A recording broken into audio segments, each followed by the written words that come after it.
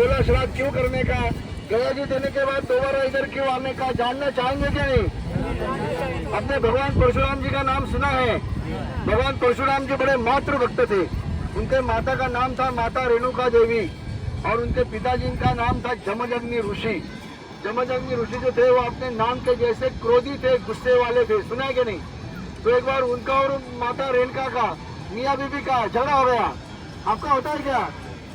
अगर कुछ रिस्पॉन्स आएगा तो मैं बोलूंगा। मैं अभी भी होता है। कितना उम्र है? अभी भी होता है। शादी को कितना समय हो गया? अभी भी होता है। हाँ, जिसको खाना हजम नहीं होता है वो मरती नहीं बीवी से बिना झगड़े। वो मायके गई तो पहले 2-4 दिन आराम से निकालती थी, अब उधर भी मोबाइल कर करके उसको तकलीफ देते। भैया ने कहाँ रखा, ये कहाँ रखा। लेकिन जमदग्नि ऋषि बड़े क्रोधी थे। उन्होंने क्रोध में आके बेटे परशुराम जी को कहा कि जाओ बेटा माँ का कहानी सुनी आपने। और कहानी कहती है कि परशुराम जी ने अपने परशु से माँ की हत्या कर दी। पिताजी जमदग्नि ऋषि के पास गए, हाथ जोड़ से उनसे प्रार्थना किया कि मैंने आपकी आज्ञा का पालन किया है। तो जमदग्नि ऋषि बड़े खुश हो गए। उन्होंने कहा कि तू ही मेरा सच्चा पुत्र है, तूने मेरी आज्ञा मान के मेरी लाज रखी है, मेरी शान बढ़ाई है, मेरा नाम ऊंचा किया है। बोल तुझे क्या चाहिए? थोड़ी आज की भाषा में बात करें तो चलेगा क्या? कपिल शर्मा वाली चलेगा ना? हाँ, अच्छे पूछा भगवान को, बोल बेटा तुझे क्या चाहिए? तो परशुराम जी ने तुरंत बोल दिया मुझे मेरी माँ वापिस चाहिए। तो जमदग्नि ऋषि का क्रोध भी ठंडा हुआ था। उनको अपने किए का पछतावा हुआ। उन्होंने हाथ में जल लिया, संजीवनी मंत्र बोला, माता रेणुका के शरीर के ऊपर डाला और माता जी को फिर से जीवित कर दिया। लेकिन जो मैंने बताया जो झगड़ते नहीं हो मियाँ बीबी नहीं। तो माता जी ने कहा कि देखो, हाँ बता दो उनको। माता जी ने कहा कि देखो बेटा तुम्हारे पिताजी तो बड़े क्रोधी है, बात पे गुस्सा करते हैं, बिना बात के गुस्सा करते हैं। वो कितनी बार मुझे मारने के लिए बोलेंगे और तू कितनी बार मुझे फिर से जिंदा करेगा। अगर जन्म दिया है तो शरीर का त्याग तो करना ही पड़ेगा। अब मैं शरीर का त्याग कर रही हूँ, लेकिन मेरे शरीर छोड़ने के बाद में तुमने गोदावरी में जाकर मेरा श्राद्ध करो, जिससे मुझे मुक्ति मिलेगी, मोक्ष मिलेगी। तो जब माता रेणुका ने देह त्याग किया तो सबसे पहले भगवान परशुराम जी ने यहाँ पर गोदावरी में आकर अपने माता रेणुका का ये वादा श्राद्ध किया। और कितने श्राद्ध किए? 16 श्राद्ध की कहानी बड़ी लंबी चौड़ी है। 16 घंटे क्या 16 दिन भी कम पड़ेंगे। मैं आपको 8 मिनट में कहने की कोशिश करता हूँ। थोड़ा कहा ज्यादा समझना। जब किसी लड़की की शादी हो जाती है, सोच भराई हो जाती है, तो उसके खुशी का कोई ठिकाना नहीं होता। लेकिन वो थोड़े समय के लिए, एक महीना जैसे बढ़ते चला जाता है, माँ का कष्ट बढ़ते चला जाता है, उसका निवारण करने के लिए पहला श्राद्ध किया जाए। तो जैसे एक महीना बढ़कर खाना हजम करना मुश्किल हो जाता है, उल्टियाँ हो जाती है। अभी आप सब माँ है तो क्या, उसका भी कष्ट दूर होने के लिए श्राद्ध किया जाता है। बाकी 6वें महीने जब बच्चा पेट में घुटता है, लात मारता है, तो खाना पीना छोड़ो, उठना बैठना मुश्किल हो जाता है, उसका भी कष्ट दूर होने के लिए श्राद्ध किया जाता है।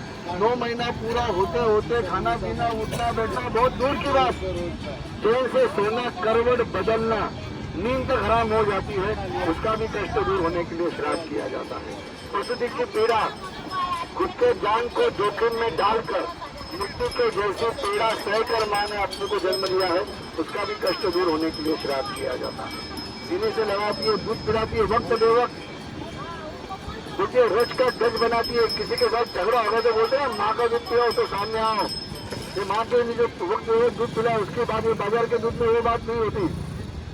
लेकिन वो अपने को दूध पिलाती है, हम उसके शरीर में टट्टे पेशाब कर देते हैं, गंदा कर देते हैं, उसका भी कष्ट दूर होने के लिए श्राद्ध किया जाता है। उसको लात मारते हैं, थप्पड़ लगा देते हैं, उसका भी कष्ट दूर होने के लिए श्राद्ध किया जाता है। ये सारे समय के दौरान उसका शरीर कमजोर पड़ जाता है, ढीला पड़ जाता है, उसका भी त्याग उसने किया है, उसका भी कष्ट दूर होने के लिए श्राद्ध किया जाता है। बच्चे की सेहत अच्छी रहे, इसके लिए सारी कड़वी दवा, डूज और डोंट की लंबी चौड़ी लिस्ट माँ को करनी पड़ती है, उसका भी कष्ट दूर होने के लिए श्राद्ध किया जाता है। लेकिन प्रसूति के बाद भी जब तक बेटा अपने पैरों के ऊपर खड़ा नहीं हो पाता, बैठ नहीं पाता, तो उसके बाद भी उसको गोद में उठाकर सारा काम करना पड़ता है, उसका भी कष्ट दूर होने के लिए श्राद्ध किया जाता है। आजू बाजू कुछ देख लिया, घर पे आकर मांग लिया, बाल हट कुछ भी जुगाड़ करके बच्चे का बाल हट पूरा करती है।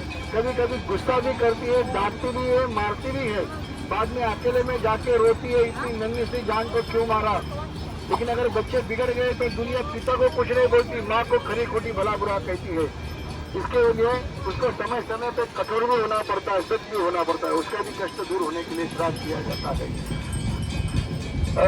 देसी घी लगा लगा कर, काजू बादाम खीर हलवे खिला खिला कर आपने को हत्ता तक कट्टा तगड़ा जबरू जवान बना दिए, लेकिन तब तक समय अपना काम करता है। अब माँ की भी उम्र हो जाती है, अब जवानी रही नहीं, अब काम जल्दी जल्दी बनते नहीं। ऐसे में उसने देख लिया अपने को कि बंधन के बाहर जा रहा है, तो बोलते आते आते थोड़ा सब्जी तरकारी दवा लेके आ जाओ, कुछ दिन से घुटनों में दर्द है। तो हमारे जवानी का खून खोलता है, माँ को भला बुरा कहते हैं, खरी खोटी सुनाते, अपमान करते हैं, उसके दिल को ठेस पहुंचाते हैं, दुख पहुंचाते हैं। लेकिन उसके बावजूद वो बोलती कि मेरी उम्र भी इनको लग जाए। उसका भी आखिरी समय आता है, यम देवता लेने के लिए आता है, तो पूछता है कि आपकी आखिरी इच्छा क्या है? तो वो कहते हैं संसार की सारी खुशियां मेरे बच्चों को मिले। आप बहुत सारी माँ इधर बैठी हुई है, वो क्या ऐसा बोलती है कि खाली लड़कों को मिले? ऐसा बोलती है क्या?